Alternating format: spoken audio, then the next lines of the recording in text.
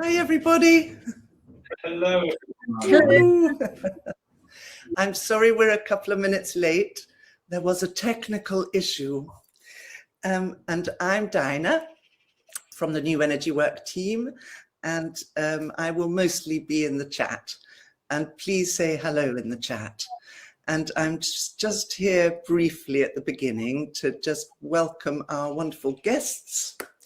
So if you've been registered for this series, you will have already met Alice Whieldon and Nick Pole, who were both here for the first Doing and Non-Doing, Non-Doing in Touch, which was 2 weeks ago, and was a fascinating discussion about what we're doing when we're not doing and when we're non-doing, and the whole concept of Wu Wei and the Tao Te Ching.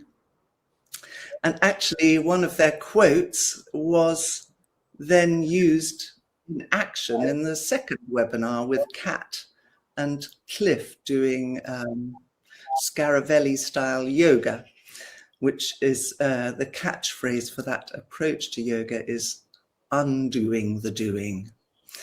So the phrase I will quote is, do you have the patience to wait until your mind settles and the water is clear? Can you remain unmoving till the right action arises by itself? So that's a little bit of a intro, but I won't chat on, but I will also introduce Bastie. Sebastian Dean's another member of the New Energy Work team, and he's over there in the Shiatsu Centre in Norwich. I'm down at home in the south edge of Norwich. Nick and Alice, I guess, are both in London, maybe. Yes. So I'll go off stage now and be in the chat, and I'll come back later. Wu Wei, people. See you later. Thank you so much, Dinah. Hello, everyone. Welcome to this third part of non-doing or undoing the doing. And do we want to recap a little bit of some of where we left off from? Or shall I hold a poll to see if people were here for some of the last ones? Yeah, why don't you do that? Okay. Have you got the PowerPoint to put up there? Let's have a look. We're looking at some slides earlier. Here we go.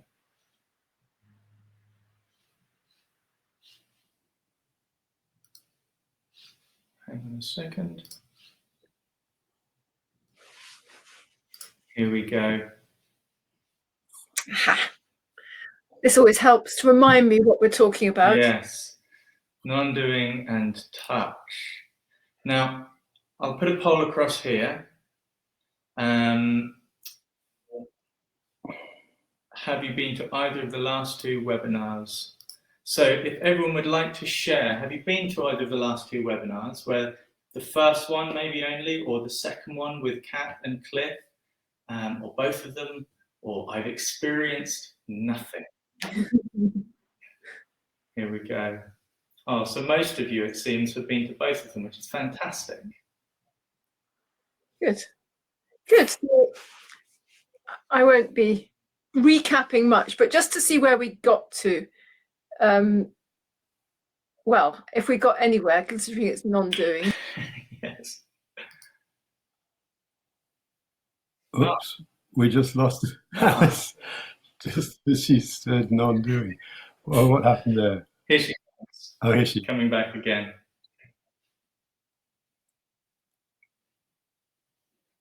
So I suppose we can start by saying that the term non-doing has become a sort of a buzzword with quite a lot of body work and touch practice, along with some other things like Zen and the Tao, which is where sort of non-doing has come from. But as you were talking about in the first session, it's almost a bit strange because it's not really something that we can describe or do. Is that so fair? Yeah. just checking if Alice is, I think she's just trying to get back into the meeting, but yeah, it's great to have you, Bastie, here as the New Energy Work Taoist, residential Taoist, as you could say. Also, absolutely great to have everybody back. And same as in our first session, please keep this as a conversation flowing with the chat. The contributions hi Alice, the contributions we had last time were so good, and they're available on the New Energy Work website if you want to go back to them. But yeah, so Alice, you're back. Would you like to pick up from where Bastie was, for just about how cool is non-doing?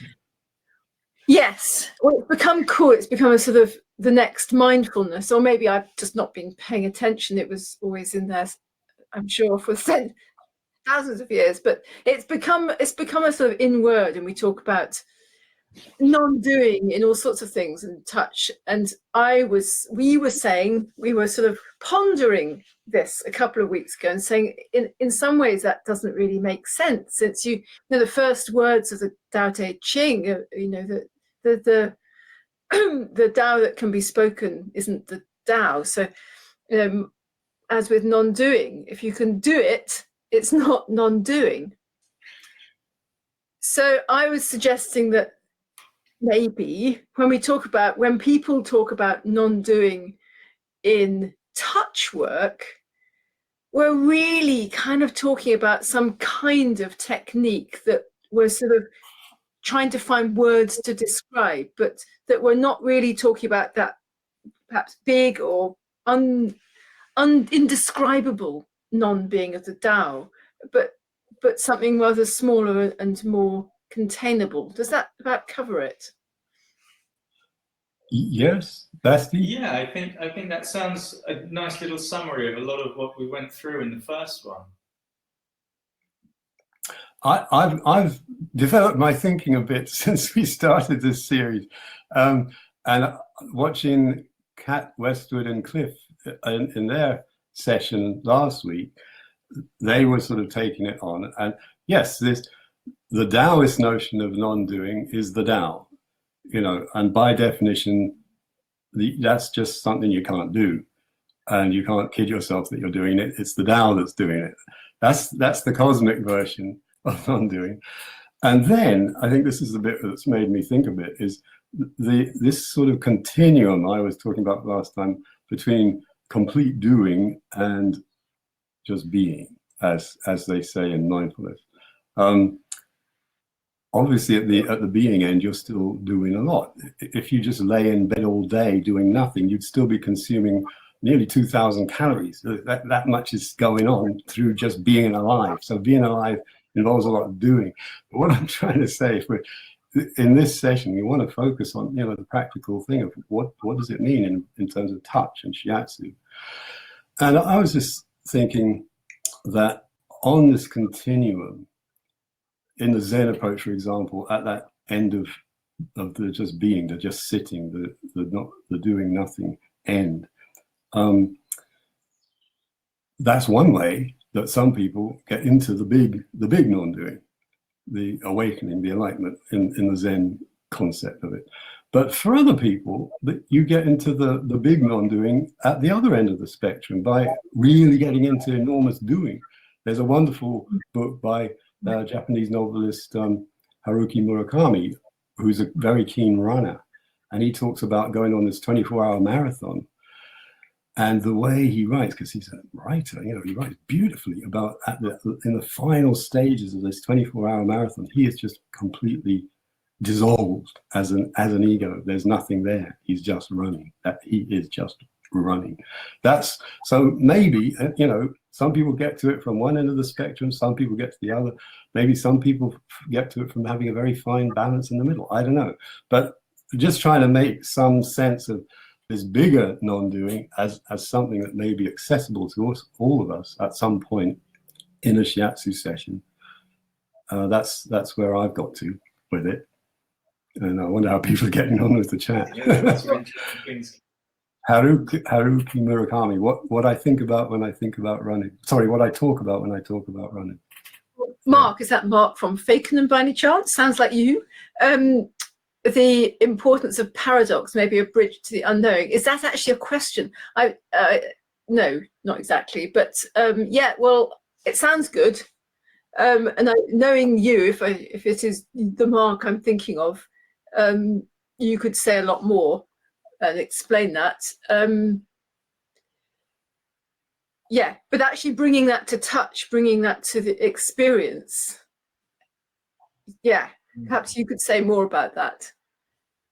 And Karen, getting out of the way so that things can happen or not. Well, yes, I suppose these are the sorts of things we've been pondering and helped along by the chat last time, which were some great, I mean, really well-informed thinking going on.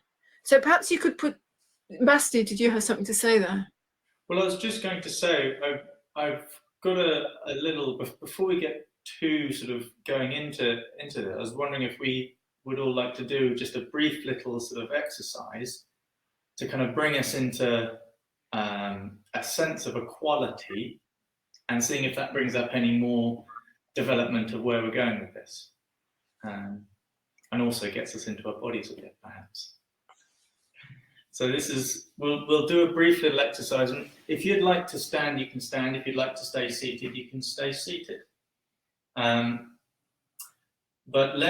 what we're going to do is a brief exercise, find a point to hold, and then we're going to get into a quality of awareness. I'll sort of talk us through. We'll do one side and then the other, if that sounds all right to try. And we're going to check in with a quality of a more doing quality and a more towards a non-doing quality. We'll see how this goes. So if you would all like to relax and maybe close your eyes and just listen to your breathing for a moment.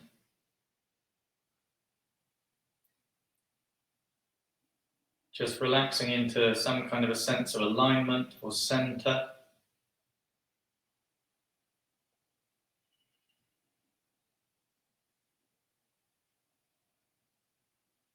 And with the following of the breath coming in and moving out, a bit like a wave, just follow that wave and see if, with the breath moving in and moving out, whether you're drawn to any particular point in the body to contact.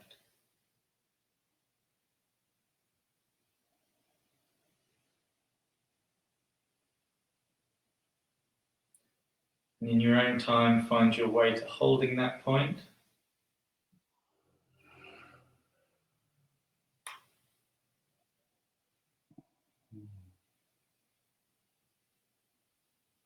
Just relaxedly in your own time, finding a point on the body. So I found one on my arm. I'm going to stay here for a moment. And to get into your alignment, opening up the joints, a sense of flow of ki. And if you know the action of that point,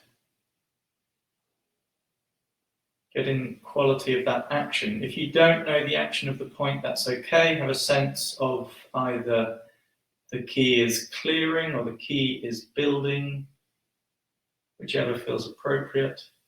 And just go with that for a couple of breaths, focused on the point, noticing what that's like.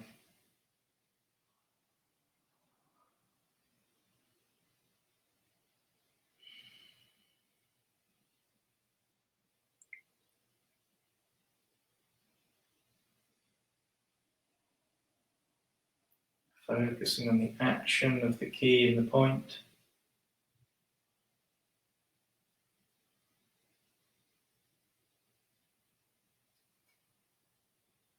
And then coming away from the point.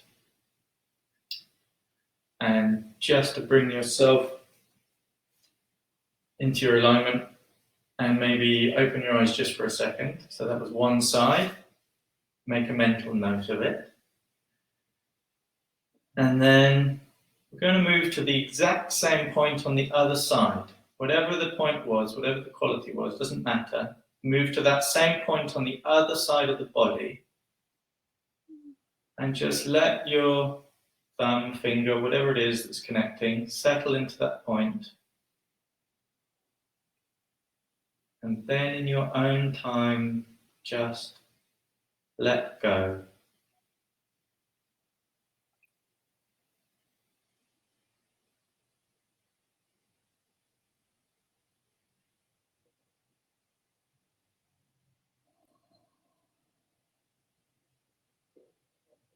If you notice thoughts, that's okay, just let go again. Nothing happened.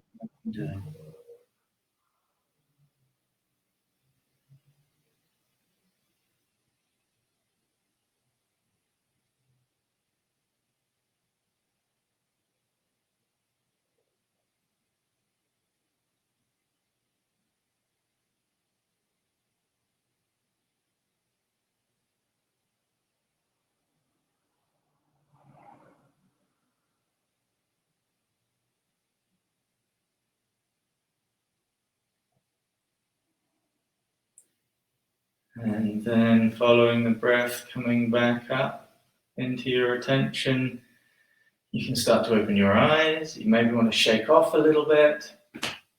And with the technical difficulty, I didn't have time to prepare a poll beforehand. So I'm just going to very quickly write one in, but I'd like you to just have a moment thinking or reflecting. Was it more interesting to you on the first side where you were focusing, or on the second side where we weren't doing anything necessarily obvious?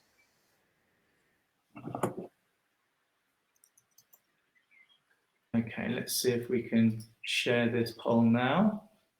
Okay, so I know it took a few moments there. So, the tricky bit here, of course, is the word interesting. And it'll be interesting to find out in what way that was for you.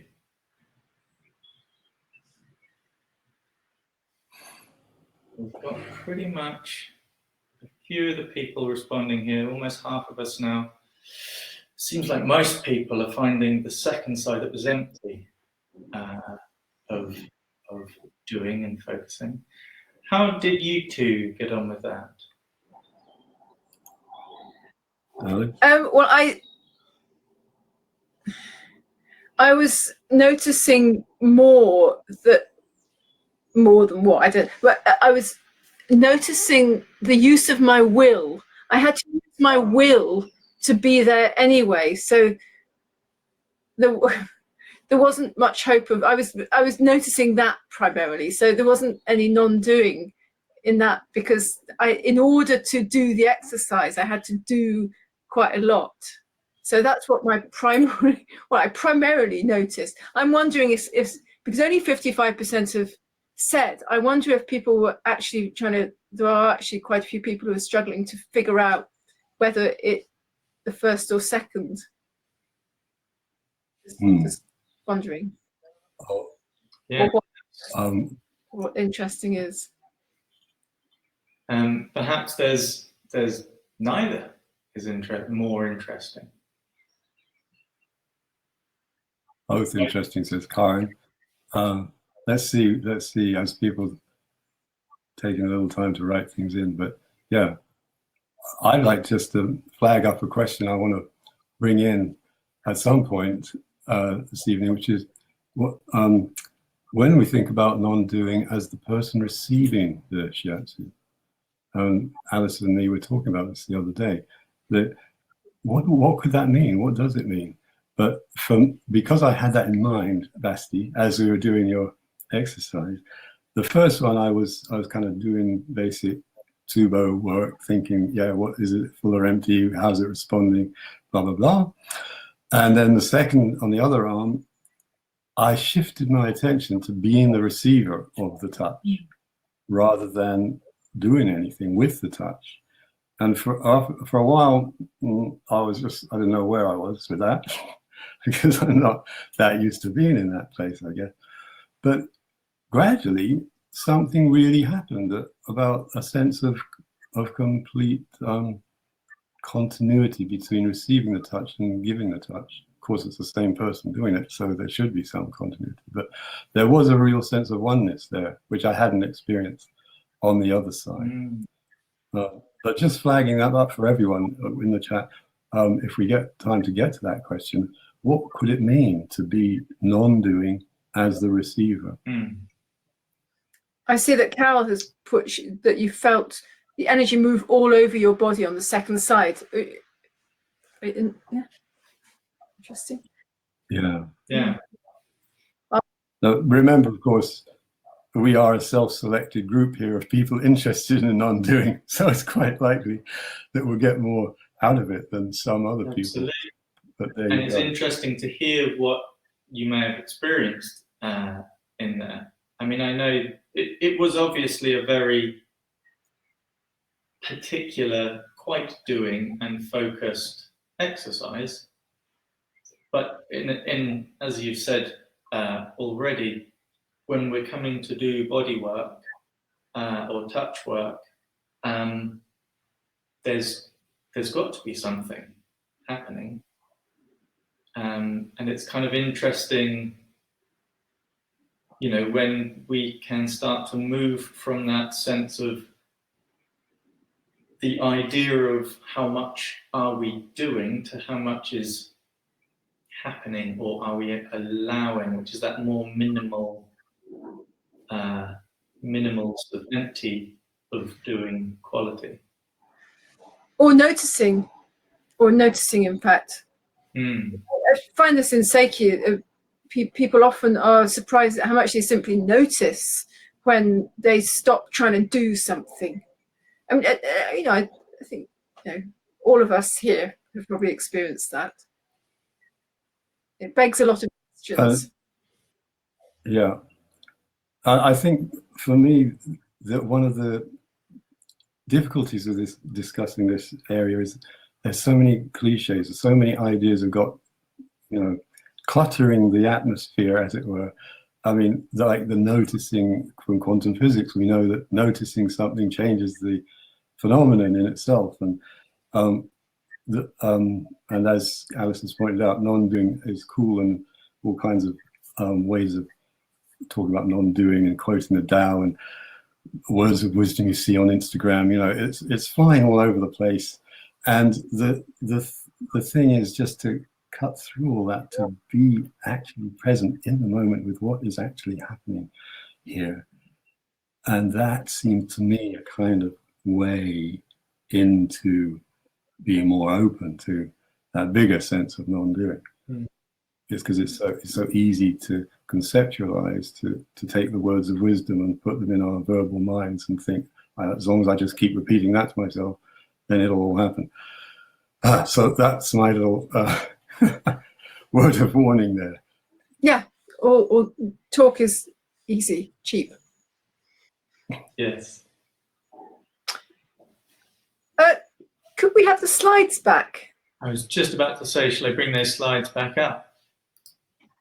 And Kim's talking about a figure of 8, which is another wonderful way of thinking about how we get out of our conceptual minds. Yeah. So I started thinking after last time, well, in a way, doing is a technique. We get taught techniques in shiatsu. It's about doing something. A non-doing cannot be a technique. And I've come across quite a lot of techniquing non-doing. So just as that, I hope people know what I mean by that. But we can't technique. We can't turn it into a technique. But I have seen a lot of this taking place. Oh, if we're quiet, if we are receiving, if we're minimal, then we can do non-doing. It's sort of like trying to do a sneaky trick behind non-doing's back to try and kind of, yeah, we can really sneaky. It would involve a basic contradiction, as I said, that paradoxical, Mark. So what can the relationship between touch work and non-doing? I'm just looking at what Roger's putting mind focus on the opposite side. I was getting up a container of presents for the other side to shift. Woo, nice. Yeah, thank you. Well. Yeah, that requires some thinking or non-thinking. That's a lovely non-cliche phrase, a container of presents. That's beautiful, Roger. That's exactly the sort of contribution we need. Yeah, nice one. So, could you move on to the next slide? Absolutely. I can't remember what it is, but I'm hoping it was useful. So I just wanted to reflect on what a technique is, a way, I mean, it's kind of obvious, these are just dictionary definitions, a way of carrying out a particular task, particularly the execution of or performance of an artistic work or scientific procedure. And I think shiatsu and seiki can fit into those two things. Skill or ability in a particular field, a skillful way of efficiently achieving something. So this is about achievement. Doing something is, I suggest, a way of trying to achieve something. We are trying to achieve things. And this is crucial. Because I think when we set about meeting clients, doing sessions, we are trying, for the most part, to achieve something. There is a technique going on here, or there's the shiatsu style, there's the other styles, other ways. Is it the technique, the techniques of those things that define them? That's a whole other thing, but just asking that question. I should pause there in case anyone does have any thoughts. Well, I sort of feel that this starts to open up an interesting area where we have this idea of techniques or styles, or even, as a larger word, a system.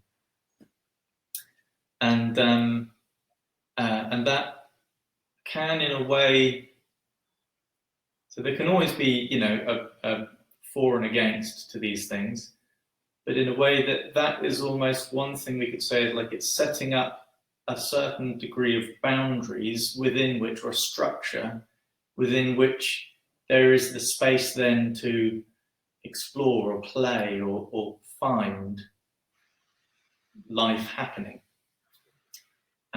which we can then connect with.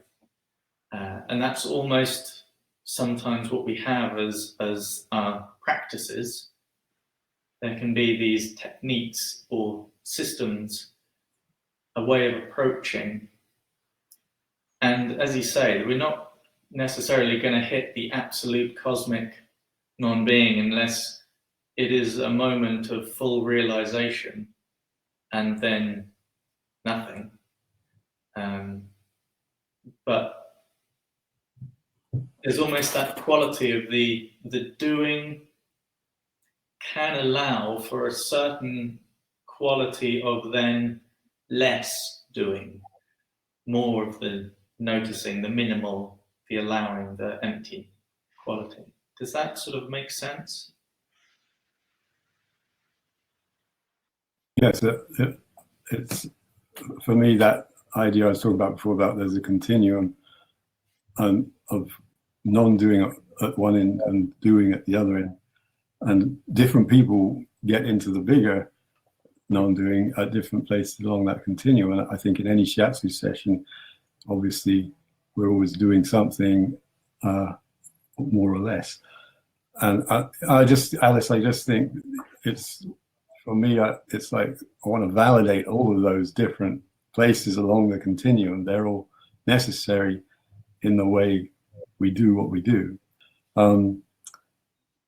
It's not that a lot of doing is bad. Sometimes, I've always observed Kishi doing very strong techniques, sometimes kind of to the surprise of the group, I think sometimes. But yeah, that I agree, Bastie. That's what we're talking about here. Is just what are people's experiences in using the framework, the technique, and finding themselves in this peculiar space of something's just happening and I'm not really in the way of it or making it happen. Yeah, there is perhaps an assumption here that non-doing is a good thing, but I'm questioning that, I think. Or I'm not even sure what it means. So in a way, this started out, I think, as that question: what is non-doing in touch? Is it a good thing? So answer please in the chat. But yeah, Kim, we have a quiet intention to allow free to be released. Quiet intention. So there is an intention there, Kim. I mean, not that that's a bad thing. I'm curious. It seems to me we can get in quite deep waters here and end up not knowing at all what we mean or what on earth we're meant to be doing, or how we're meant to be using non-doing. So, all questions. Biggie, so maybe for me, non-doing has so much to do with acceptance and responsibility for myself, who I am, for whom I'm responsible, and the client, the beauty of his or her whole life and expression. Yeah. That's a lovely one, Biggie. And for me, the word appreciation comes there. When you use a word like beauty, then there's a kind of aesthetic quality that's coming into the conversation. And just for me, that's like just allowing myself to be in a space of appreciating this other person, this whole life, as you say, and how it's expressing itself, how it wants to express itself in my presence. Let's always remember this is a unique combination of two individual beings and energy fields. That person's not going to express himself in the same way in another person's presence, and so on. That whole field, being open to that is part of the non-doing as well, I think.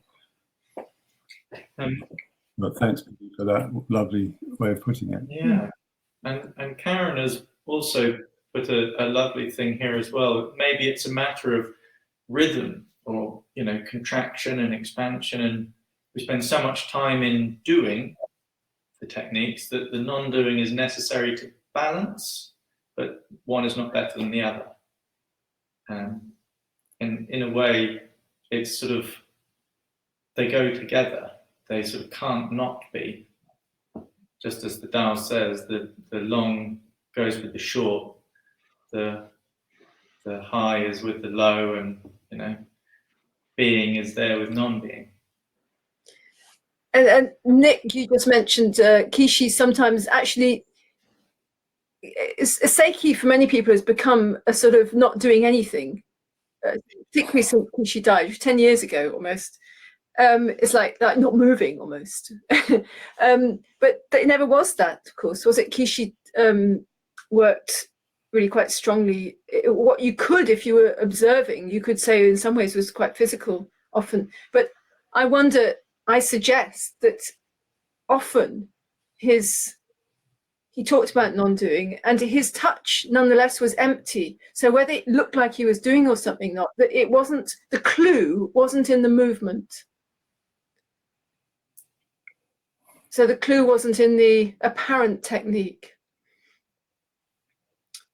What do you mean by clue? The clue as to whether it's doing or non-doing isn't in the physical movement. Yeah. Absolutely. I've got a little story about that, unless Bastie, you want to come? No, feel free.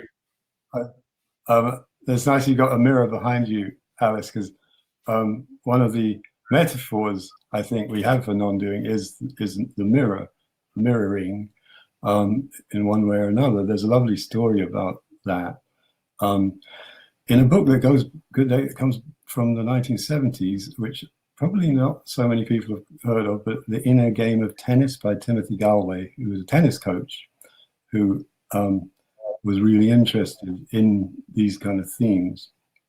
And early on in his, in his path of trying to find out more about this, he was coaching a guy who just wasn't getting it. So in tennis, in shiatsu, whatever we're doing, as you said, Basti, there has to be a context. There have to be some things that we do. So in tennis, you've got to serve the ball. And this guy wasn't getting it. And so he was doing all of the things he'd learned to do as a coach to try and get him to serve ball properly. Just wasn't coming. And until they started walking back to the clubhouse. And there, the window of the clubhouse, this huge plate glass window of the clubhouse. In desperation, Timothy Galway just said, why don't you just watch yourself serving in that window? Because you see the reflection perfect. And this guy did that, just sort of did the serve, saw himself in the window.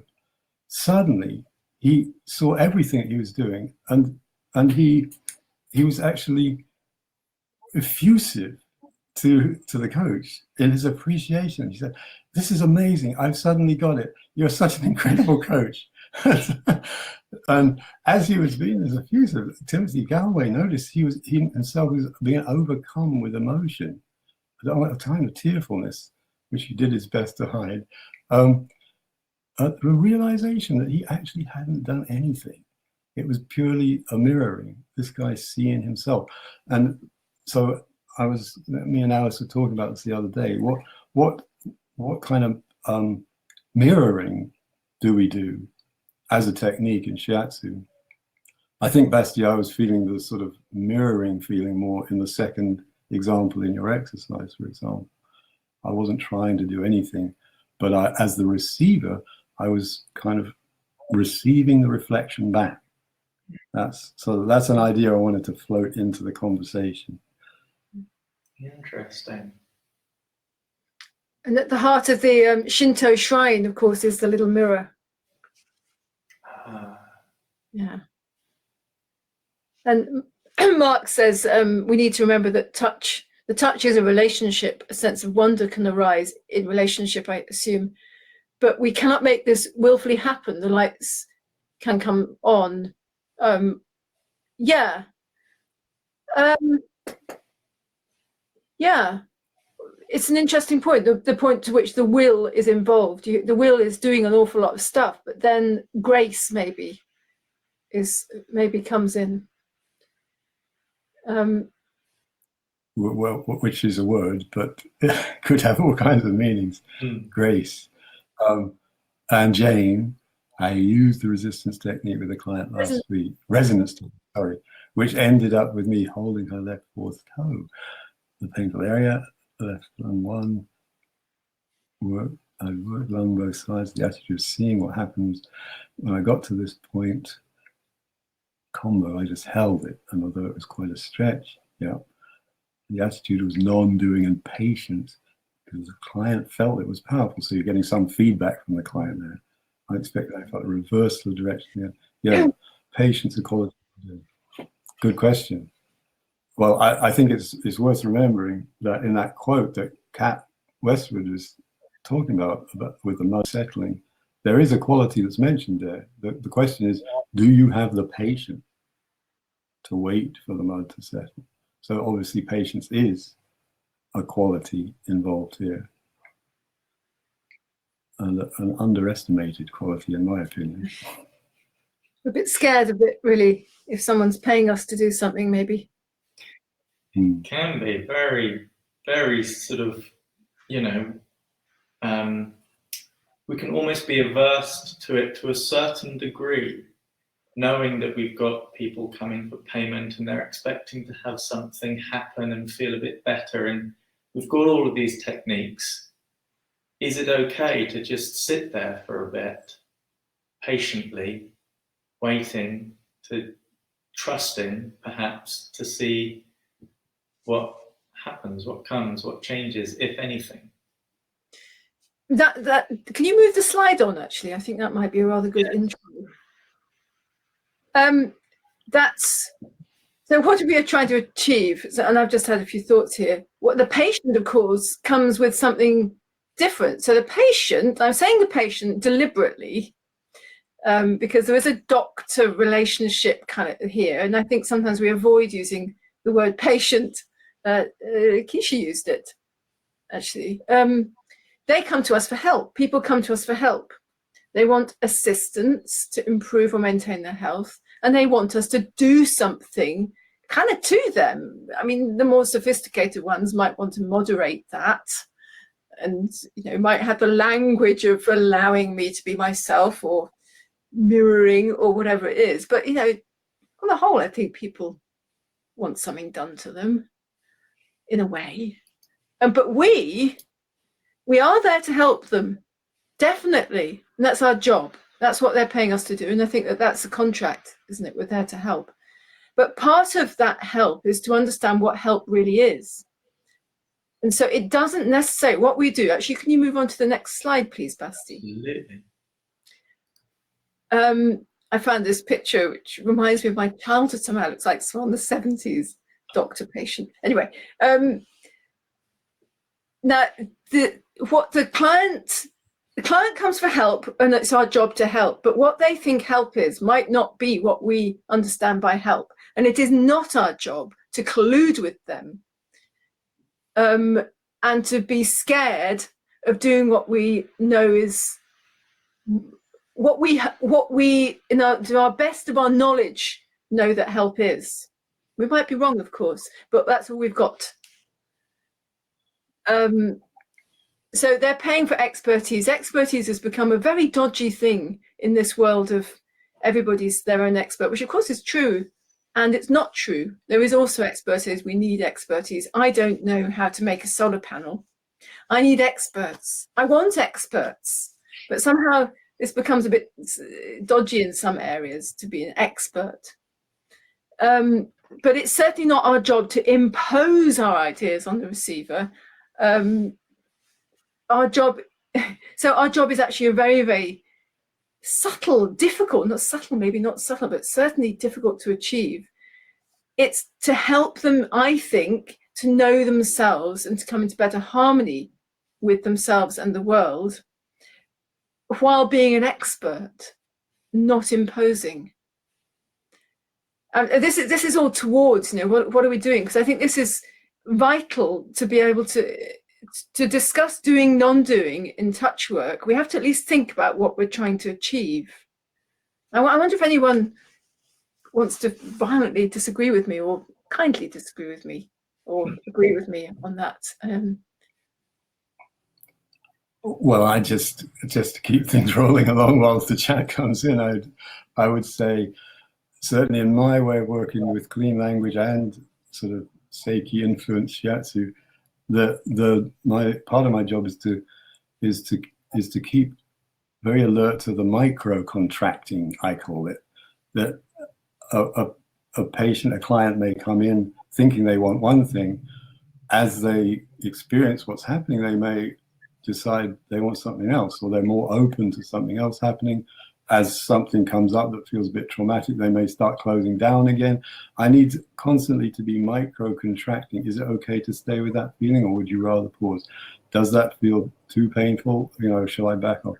All these little micro questions that mean you're not colluding, but at the same time you're inviting the person to express, either in words or in how their energy enters the space.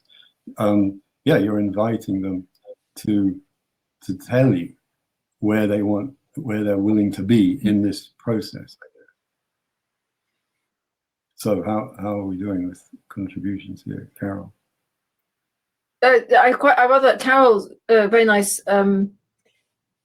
This idea of contacting the patient, no matter how far away they may be. Absolutely, I regard that as very much the job.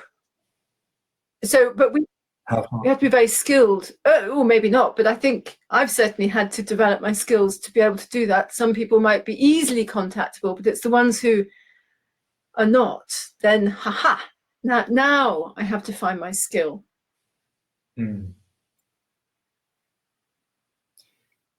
Yes, That's always the challenge. How about you, Basti? Well, in terms of feeling a sense of connection in that way, I've always found that is a fairly simple thing, just in terms of connecting. This, I'm interested here, something that Biggie said. For a long time, I've asked myself why I so seldom give shiatsu to my family. Just is something that a lot of people have noticed, people close with them. And she recognizes that she gave them shiatsu all the time, in a sense, when quietly holding her child in her arms. Then, you know, everyone in their moment needs something different. And it's sort of like you say, sometimes the skill is in finding where that different quality is that is not necessarily the simple, easy thing to do, so to speak, where we find new or, you know, lively, fresh sort of qualities coming up. And I've just got to jump to the recent message. And Biggie saying to be curious, I find, is a big skill. Yeah, that's good. Like there are these, if we could sort of make a list of qualities: patience, curiosity. These are the kind of qualities you find listed in mindfulness trainings, of course. And it's, sorry. No, go ahead. Well, in a way, a lot of these skills we can develop through our training and through our practice. And yet, in a way, moving towards these qualities of non-doing brings those skills along with it, almost like how the East talks about virtues. They're not something that you sort of make happen so much as when you become somewhat more balanced, or if you want, somewhat more aligned with the Tao, with the way that things sort of are, is in the Taoist terms, then these skills sort of tend to just simply develop or come along. They're almost like they're there in the waiting. It's patience and care and curiosity.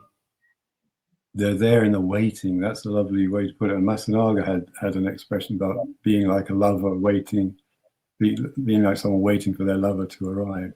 The waiting is another and very important quality, I think. Dinah, I don't know if you want to pop on again, but this wonderful story about the cook and the knife. That was actually one that Kishi we put in the book, actually, the Seiki book, interestingly. Oh, really? Yeah. It's the cook and the knife. It's a fantastic tale from Chuang Tzu. And another beautiful metaphor for here you are. I was just wondering how that resonates for you in actual practice. And it's just that sense of when I'm treating, you know, years and years I've been palming and thumbing and stretching and moving and blah, blah, blah. But these days, so much of that doesn't feel like I'm doing. It feels like I'm in relationship with a spirit embodied in front of me in this continuum between the source and incarnate physical body returning to the source. And it has really shifted over time. And that, if you Google, everybody, if you haven't read Alice's book or you don't know the story, if you just Google Wu Wei and the ox, you'll find it. There are lots of different translations, but I love that notion of I go at it by spirit, and I'm not really, I'm getting out of the way, something that we've talked about quite a lot, that thing of just being quiet and keeping out of the way, and really you're in a dance with this moment between source, incarnation, returning to source. And that person is infinite in their beauty and in their potential, and I'm there with them, and I'm listening to them, and I'm wishing them well. Yeah, so although it's rather unappealing to those of us who are not enthusiasts for meat eating, it's a great story. It describes how, after all these years, he moves as he butchers the ox, he moves as though it's a dance. And he talks about how after 19 years, he still doesn't need to change his knife, because those who cut and those who hack, they need to keep sharpening their knives, but the skill that moves through him means that his knife stays sharp. It's an entertaining tale. Yeah. It's a great one. Mm. Alice, I'm just wondering if we have to have this doctor on the screen. Move on back. Yes, let's move on. Okay. So I would like to just go back to the last line of the doctor slide, which is, this is a dance that requires great skill and wisdom. And I think that's to highlight. Good luck. And one other thing you said, Dinah, which is you've been doing this a long, long time. Yep. And I think that's really important. I think either you just keep doing it and it gets stale and dead and you retire, or there's something that makes you keep doing it because it's the thing that you want to do, and you keep being curious about Yes. it. And these things tend to happen more. Yes, the sense of there is this wider field. You put it beautifully. Anyway, yeah, that it's more available the longer you keep practicing. And it's a joy. It's a joy. You know And- that. Yeah. sorry, I interrupted you. No, say, I was just thinking, I had 3 clients today who were all, by my standards, rather young. And I was thinking what a delight it was to, that they've got this whole path ahead of them in this form. I also have some very elderly clients, and yeah, anyway, it's just a joy, my work. I love it. And it has endless potential, like human life does. Yeah. Well, yeah, and I suppose that's another good intro to this slide. Just quickly on this one, is because for me it's also a lot about what you think a person is, and not, if you know a person isn't just their body, then I think stay open to that, and it changes. Things change and grow. But this really affects your touch, what you think a person is, what a person is. Actually, it's not thinking, it's not about your conscious. You might consciously have all sorts of airy-fairy ideas about how somebody isn't their body, but it will be reflected in your touch, your real belief. Yes, exactly. And that's why it's a joy, and that's why your personal philosophy, if you like, your position in relation to life and human beings in the world is so significant in the way that you touch. Yeah. It's all there, isn't it? It's all there. Exactly. So whatever you do, it doesn't matter so much. It's who you I think that's a really important point. I keep trying to remind myself of that I don't know the me that comes through my touch. Only other people know it, and that's not a me that I'm used to experiencing up here in my head. Carl Jung said something about sometimes our hands can resolve problems which our intellect is incapable of solving. And he did a lot of things. He did a lot of stuff with his hands, painting and drawing and mandalas and building things.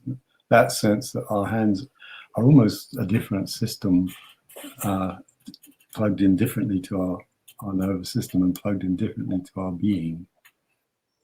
Yeah, and I think, excuse me, the real we have to develop bringing them together, which is what you and in different ways I am trying to do, actually, isn't it? To bring those two systems together, because then you're really here.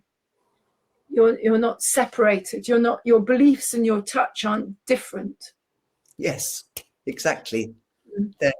And in fact, I was in our exchange before the other day.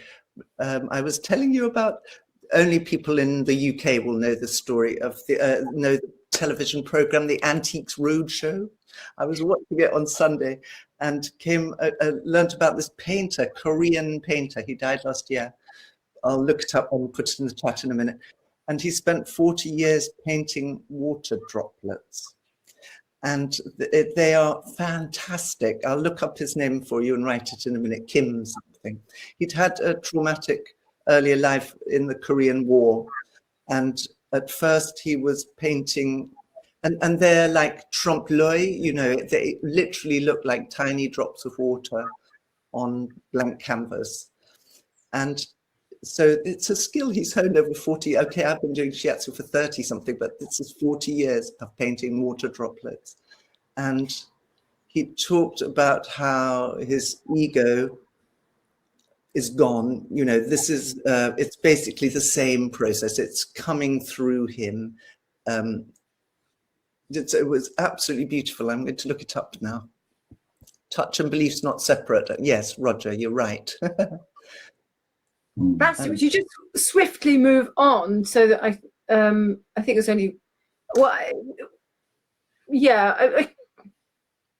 this is really what we've been saying. This is just a moment about Seiki. The technique is framing the session. There is a willfulness, train yourself, observation ability, but then it becomes simply me and you. I see how it is for you. And what Dinah was saying, really. And Bastie, if you move on to the next. Yeah. Thank you. But I want to just make a final point. For me, technique is about teaching. Really, it's about teaching and learning. We use technique to teach and learn. It's not it. So the doing is about teaching and learning. Teaching the unteachable. Yes, I love that, Alice. And of course, it's kind of impossible because it's like teaching you who you are. But and I thought you wrote it very well. It's like I teach you, and maybe it's the last slide actually, where you talk about going round and round. We get at, or maybe it was the previous one. Sorry, I was just looking up. Next one after. I was just saying a little word. We've only got a minute. So Namakoshi, according to Kishi, knew perfectly well his school didn't teach the essence of his work. Masunaga tried to find a way through meridian theory, psychology, just feeling. Kishi threw it all out. But we need to start somewhere. And so that's what I think you were referring to. So it goes round and round. Exactly. So we pull out strands and show and share, and that's technique, and we teach just very simple things right from the beginning. We're teaching alignment and quietening ourselves and breathing and whatever, practicing listening, tuning into ourselves, tuning into others, and we're in technique. But it has to go round, otherwise we can't pass it on.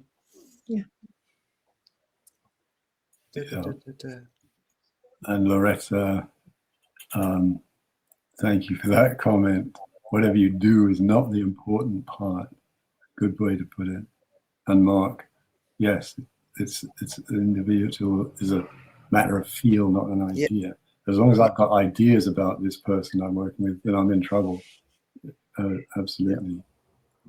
There certainly has to be an openness, and like with the Korean painter saying, I'm not painting sort of for my ego, it's the extinction of the ego. It doesn't have to even be about the extinction of the ego. It's more about the, like you say, the sort of refining, and it goes round, and there's technique which refines, and as that refines, the depth of awareness or attention ends up becoming more refined for both the practitioner and the receiver, as receivers always come away having more sense of awareness about themselves. Yes, I mean, we're at our time now, but so often at the end of a session, the receiver is the one who's in the place of the big non-doing. Yeah. And I'm just appreciating it and absorbing it. So, I mean, how many times do our clients say things which sound like, I feel more spacious, I feel open, I feel lighter. These are clear signs that somebody is seriously not doing. Yeah.